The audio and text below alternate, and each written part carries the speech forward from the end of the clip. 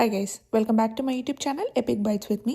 ఈరోజు అయితే నేను మీకు ఇంట్లోనే చాలా సింపుల్గా అండ్ ఈజీగా chilli garlic egg fried rice ఎలా చేసుకోవాలో చూపిస్తాను. సో దీనికి మీకు ఎక్కువ టైం కూడా పట్టదు. సో ఫస్ట్ అయితే గార్లిక్ని ఇలా పీల్ చేసుకొని దాంట్లోకి అయితే వేసేసుకోండి. సో ఫస్ట్ అయితే ఇది కొంచెం క్రష్ చేసుకోండి. మనకి కొంచెం కచ్చపచ్చగా అయిన తర్వాత అప్పుడు మనము దీంట్లోకి ఒక 1 టేబుల్ స్పూన్ దాకా కారము అండ్ 1 టేబుల్ స్పూన్ అయితే ఉప్పు వేసుకొని ఇది మొత్తం నీట్గా మనము ఇలా దంచేసుకుందాము. సో ఇదైతే మనకి ఒక థిక్ పేస్ట్ లాగా అవ్వాలన్నమాట.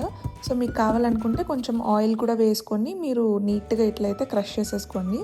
సో మనకి టెక్స్చర్ అయితే ఇలా ఉండాలన్నమాట. సో ఇలా చేసుకున్న తర్వాత మీరు ఒక ఆనియన్ చిన్నగా కట్ చేసి పెట్టుకోండి. అండ్ దాంతోపాటు క్యాప్సికమ్ అండ్ ఆల్సో గ్రీన్ చిల్లీస్ని ఇలా చిన్న కట్ చేసి పెట్టుకోండి. సో తర్వాత అయితే మనం ఒక ఓక్ పెట్టేసుకొని దాంట్లోకి కొంచెం ఆయిల్ స్ప్రే చేసుకుందాము.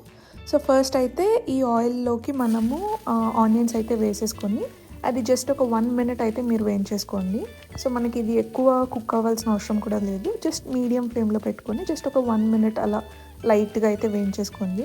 సో ఇది వేగిన తర్వాత మనము దీంట్లోకి అయితే పచ్చిమిర్చి వేసుకుందాము.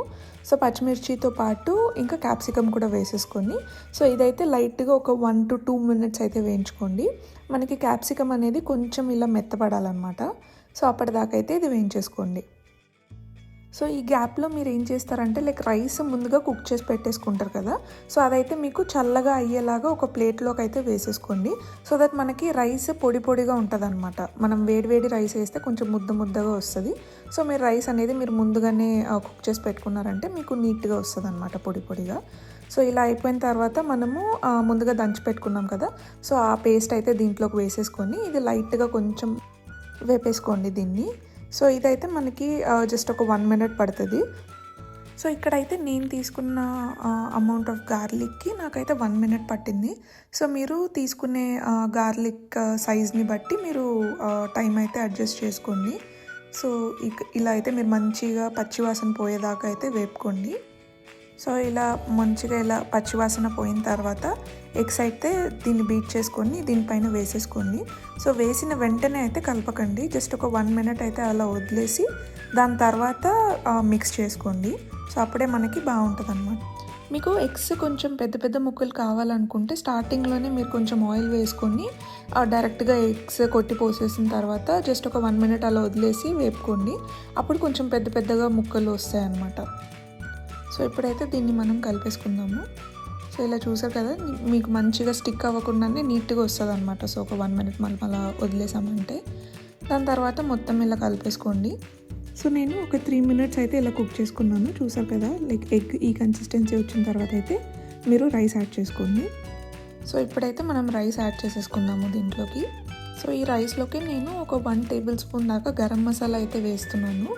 సో గరం మసాలాతో పాటు ఒక ఆల్రెడీ మనం ఉప్పు కారం ఒక 1 టేబుల్ స్పూన్ వేసాం కదా, సో దాన్ని బట్టి మీరు అడ్జస్ట్ చేసుకోండి ఒకవేళ మీకు ఉప్పు కారం సరిపోకపోతే.